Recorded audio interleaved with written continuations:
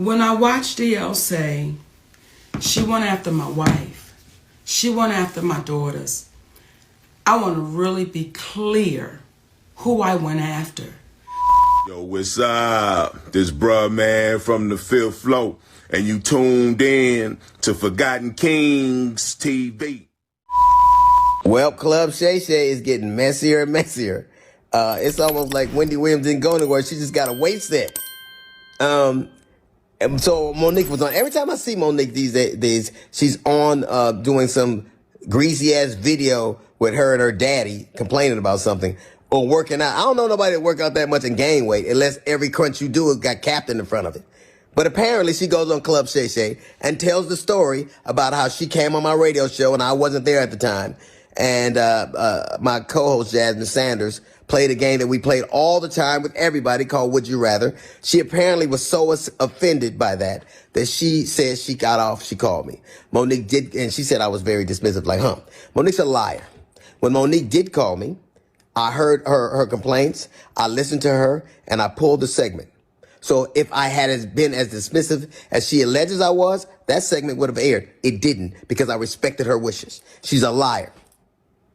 It's also befuddles the shit out of me how somebody who as a comedian talks as much shit about everybody else as she does. She has the temerity to be offended about anything as much shit as you say about people.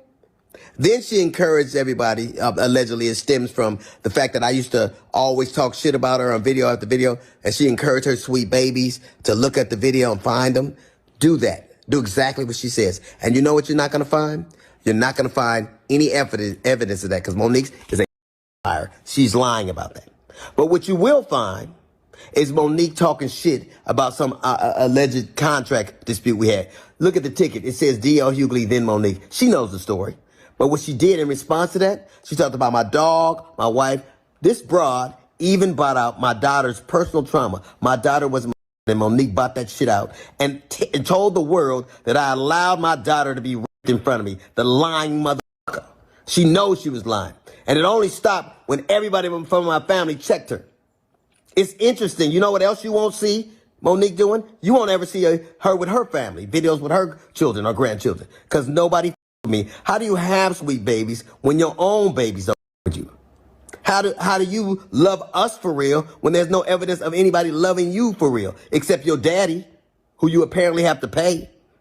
And FYI, daughters are paid for by daddies, not daddies who get paid by their daughters. You know what else you won't see Monique doing? Telling jokes. Monique, if she'd have spent as much time actually writing jokes and writing her Netflix special as she did complaining about not having one, it wouldn't have been trash. It got the worst reviews of any Netflix special in history. Because that's what Monique does. She complains and she has grievances. You never see her being a human being. You never see her being sweet and warm to people. Except when she's using it to butter somebody up to get something. There's a reason why everywhere she goes, shit starts. Everywhere she goes. How is it that nobody f***s with you, not even your family? How do you, I was on the road getting it. I get it every goddamn week. Look at my schedule versus yours. See how much I'm going. And I still manage to have a relationship that I cherish with my children. Can you say the same? You can't. Because all you do is talk about your grievances and who did you wrong. There's a reason you're by yourself. There's a reason you got to pay a man to love you. It's sad. There's an old adage that says you can't buy love. It's a shame, Monique, that you probably always will have to. We did it. We're going to wait for y'all to come on in, my babies. We ain't done this in a long time. We ain't done it in a long time. We ain't done it in a long time, Daddy. Look, y'all don't even understand why we smiling so hard, because we was able to get it set up. We was able to push the button. Hey, come on now. We want you babies to come on in here. First of all, how y'all doing?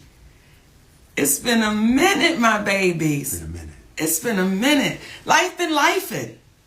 Life been lifing. Where we at, Daddy? What do you mean? Okay, yeah, I think it's enough babies in there. All right. Let's go get it. Come on. Well, thank you for tuning in.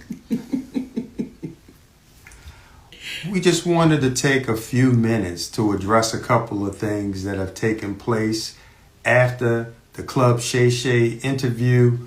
Much love to Shannon Sharpe. Yes. Good brother.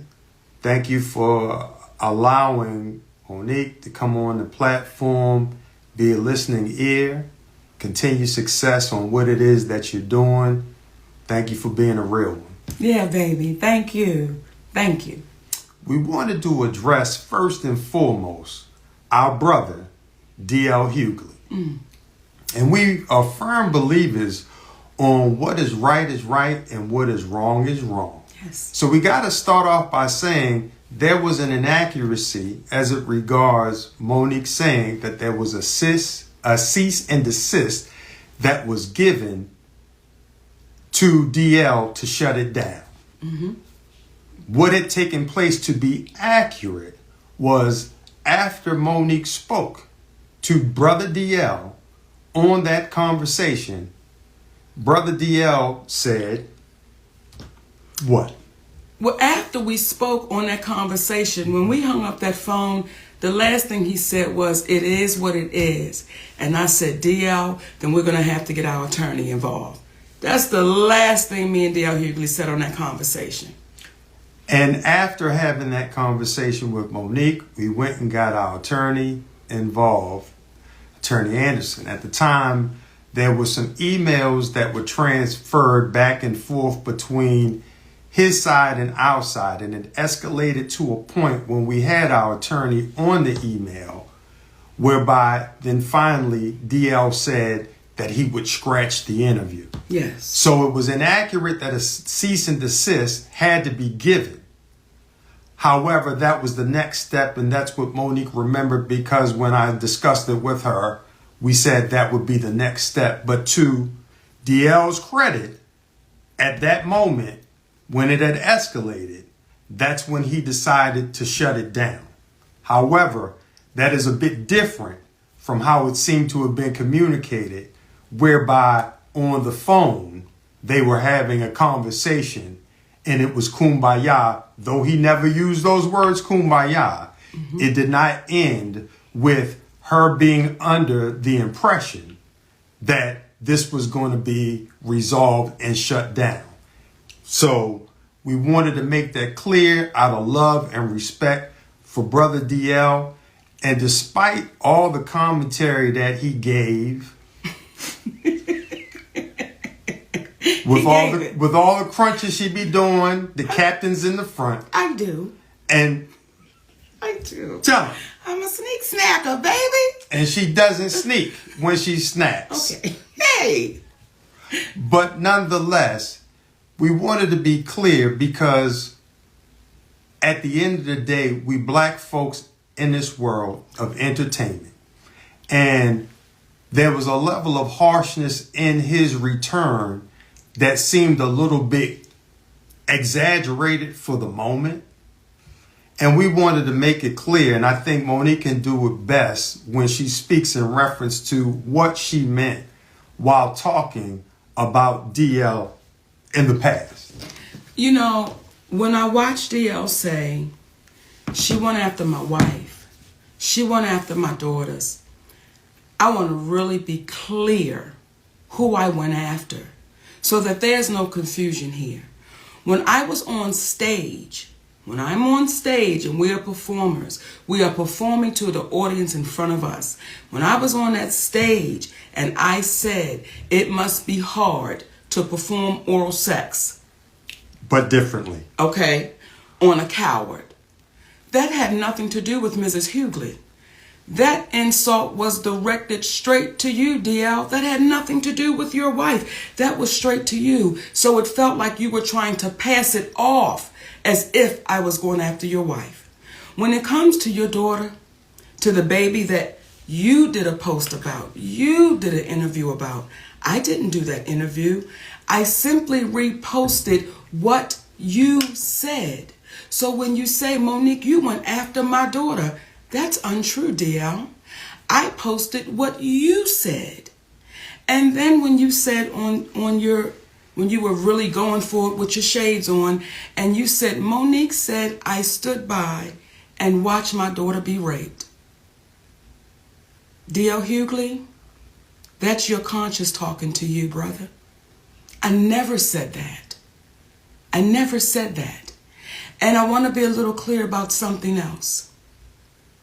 Never would I try to do anything to harm any of your babies, because we got babies too.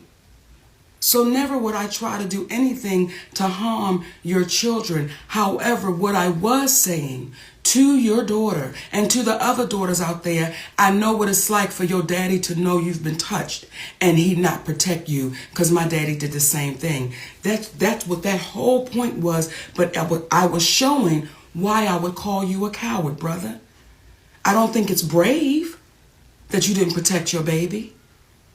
So when I said what I was saying, let me be clear to you, D.L. Hugley, it had nothing to do in reference to your family, and you know that. Now, when you were speaking and you were going off and you said, what did you say? She was so offended by the game we play, but you didn't say what the offense was. And that's the part for me that is disheartening, that you continue to try to trick and smoke and mirror our people. If you're going to say it all the way through. When you say family is sacred, you are absolutely right, baby. You're right. But when you say would my husband rather, and you co-sign your team of people doing that, well, isn't my husband sacred? So you got to be careful in your words, because the very words you use, DL, they're going to come back, and they're coming back to bite you, baby. And what I also said on Club Shay Shay, when I looked in that camera, I said, DL, I love you, brother. And I don't know if you didn't hear that part, but we really do. We love you, brother. And if ever you get courageous enough to want to have a conversation, we're always open to it, because doing that, it shows how our community can get better. When you're wrong, as we have said to you, hey, brother, we apologize on that one. Yeah, incorrect on the cease and desist. And I want to add one more thing. When you spoke in reference to your daughter being a reason why Monique stopped speaking about it, what you don't even understand, out of love for you, See, you can have a problem with your brother, but you're not going to take it out on the kids. And we respected the fact that she tried to defend you, but we got 3 big ass sons that if we were to think about it in the same way that she thought about it, what would that be? But out of love for you, we're not going to go after your child trying to protect the father that she loves. But one could argue, based upon what you said about yourself, had you exhibited the same type of love and protection for your other daughter that your other daughter tried to exhibit towards you, there never would have been the commentary that you made about yourself. And I liken it to Brother Corey Holcomb, who I don't know, but I got a lot of respect for him because I heard him say something in an interview. He spoke about how Earthquake's son had came to one of his shows, and the young man was hesitant about introducing himself or reintroducing himself because of the rift between his father and himself. And Brother Corey was like, come on, man, no, you come over here and I'm going to give you love, because that was between your father and I. And it made him reconsider the whole thing and reach back out to an old friend. In my humble opinion, that's what real men do. We come from the old school. We not going to have no problem with your children because we love them and we love you and we want y'all to win. Not at the expense of the community, though, being demeaned in order to get followers. But from the standpoint of if we come together, we're going to win just by default. So at the end of the day, when you get to talking about how Monique is not loved and this, that, and the other, that's your perception. But what I'll say is it is due to the love that we have that we're able to love those that say things that are could be construed as hurtful, but we understand that the old saying of hurt people hurt people. So we don't take what you say personally, brother. And again, it's nothing but love. In addition to the fact, I'm Q-Sci-Fi. Just like you, except I've been in about 29 going on 30 years. I'm not going to argue with you, frat. Ain't nothing but love. So we wanted to extend that to you and let you know what it is. And again, if you ever want to speak, let's have a real conversation. But people needed to know where the confrontation on stage began, and it was from that day. It was from that day. And once you own that day, DL, guess what, baby? We'll be good. Now, talking about we gonna be good. Talking about we gonna be good and talking about taking ownership. I want to talk to my babies at the Breakfast Club. The Breakfast Club. I want to talk to my babies at the Breakfast Club. Listen, oftentimes people don't know what a genuine apology will do. They don't even understand. It allows us to say, we accept that apology and we move forward, because today, y'all own that. Today, Charlemagne, today, Envy, y'all own that. And I want to speak to my baby, Just Hilarious. Come on. I want to speak to your little sister. And let me speak to DJ and Leonard first. Okay, because I'm not going to do the nicknames. She's a beautiful asset sitting in that seat. And she's going to bring something very special to that show. And I know the community is agreeing with what I'm saying right now, because what that sister did when she sat in that seat, she was able to get y'all to see something and understand something that nobody could get you to see for years. For years. And just that baby sitting there with nothing but honesty. And said, no, we got to deal with this, y'all. We got to deal with this, y'all. You don't understand what that baby's bringing to that show. Because what she's not going to be bringing is, let's knock down, drag them out. Right is right and wrong is wrong. And because you babies owned it and you apologize. We love you. And we loved you then. Not mad. And want y'all to win. That's all. That's all. So if we start pumping out that positivity into our community, if we start speaking about the greatness that we are and the greatness that we're doing, guess what's going to happen? Now, do we still have to bring some to the mat and ring the doorbell ding dong? Yes, we do. But we don't love them no less. Because at any given time, we could be brought to the mat. Ding dong. Well, we make it a point of not messing with people that's not messing with us. And we hope that today for you guys, the feeling that Charlemagne got, Brother Leonard received from the community by big upping him for apologizing. It's kind of like a movie we used to watch with the kids called Monsters, Inc., where they would go in, they would scare the people for power. But then they found out laughter created more power. Y'all have the power to heal. Use it. Use it to heal. Use it to help folks. Don't hurt folks.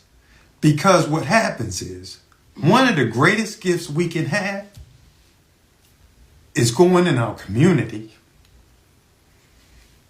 and getting the love from our people. Forget Hollywood, because it's weird. Getting the love from our people. So we are proud of you.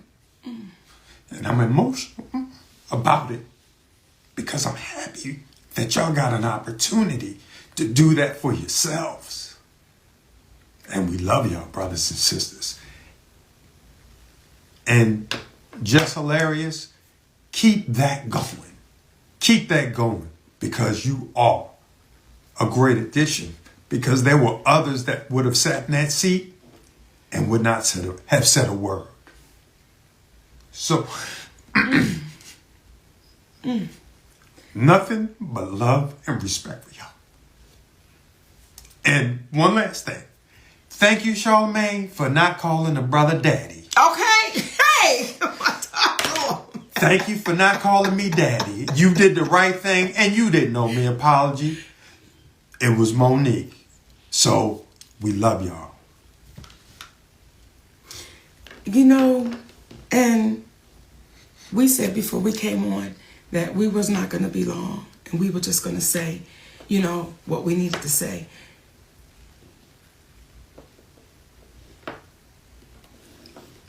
But I want to say to our community, don't give up on us. In terms of our community. Yes, don't give up. Don't give up on your relationships. Don't give up. Don't give up. Don't give up. Don't give up. You got to keep going and keep pushing and keep standing strong. Don't give up on your love. Please hear me, and I'm talking right to the sisters. Don't give up on your love. Don't give up on that man that's treating you in a way that you ain't never been treated. Don't give up on that man that's loving your babies, and some of them may not even be his. Don't give up on that man that is taking your shit. Or woman. Or woman. And still standing strong with you. Don't give up, y'all. So when people say, why does he have to be there? Because he makes me better. He makes me stronger. He makes me happier. He's made me a better mother, a better wife, a better friend, a better entertainer. He makes me better. So listen, y'all, if y'all got somebody that is making you better, if y'all got somebody that's hanging in there with you when you know goddamn well you should have been dropped off, be unafraid to hold on to him. Be unafraid. Is it challenging to grow up? It's challenging. It is, especially when we've been taught some shit all of our lives and we've seen it. It can be challenging. That is why, D.L. Hugley, I have no hate in my heart for you, brother. When I see you walking through the airport with a support dog, I'm not making fun of you. I'm just saying, brother, if you have to have this. Why you going after the people like you do? Why? It ain't necessary. Be funny with all of that.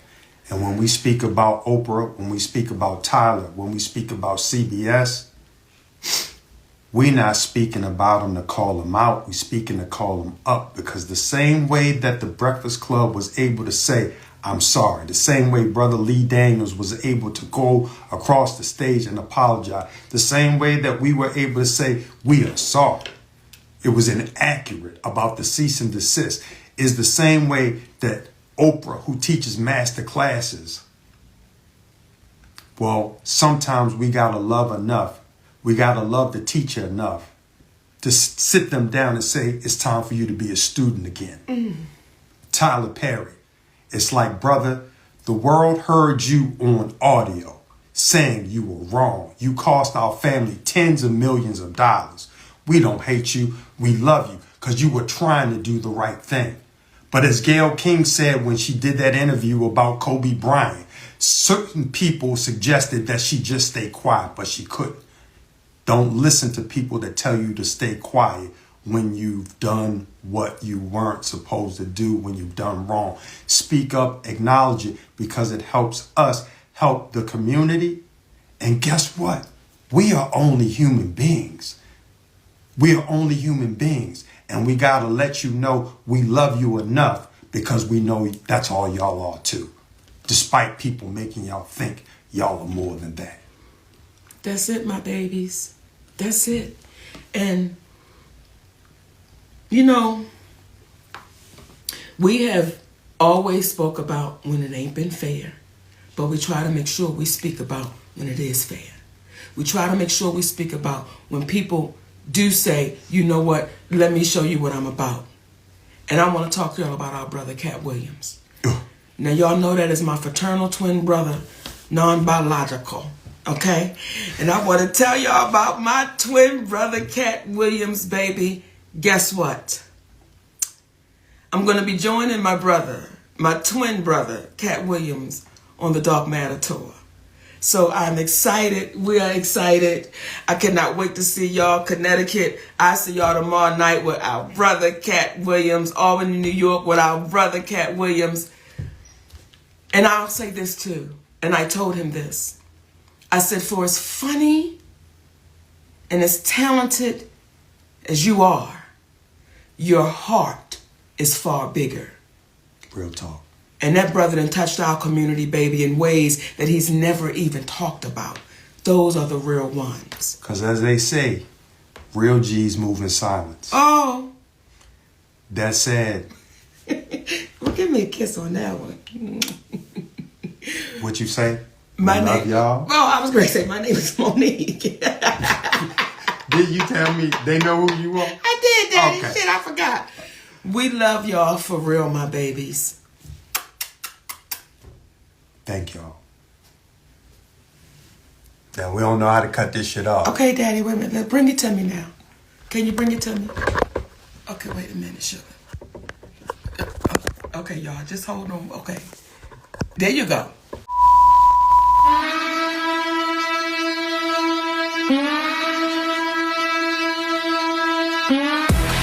All right, we the Knockout Kings of Comedy. This your boy, Reggie Curl, you know what I'm saying? This is my cousin, Stroncho, you know what I'm saying? We coming by.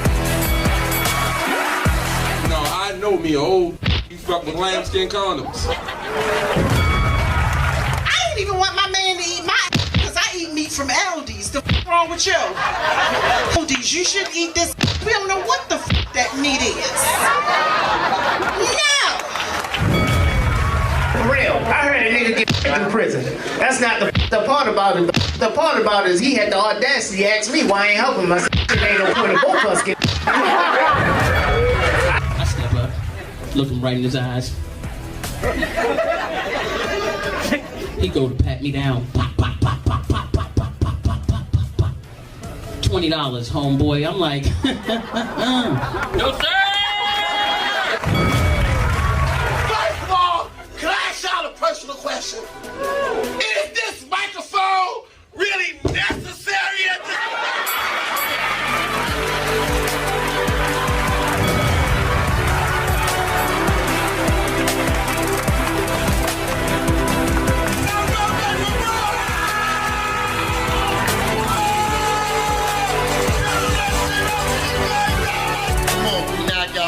We knock y'all with punchline, punchline, punchline. You know how we turn. Give me some.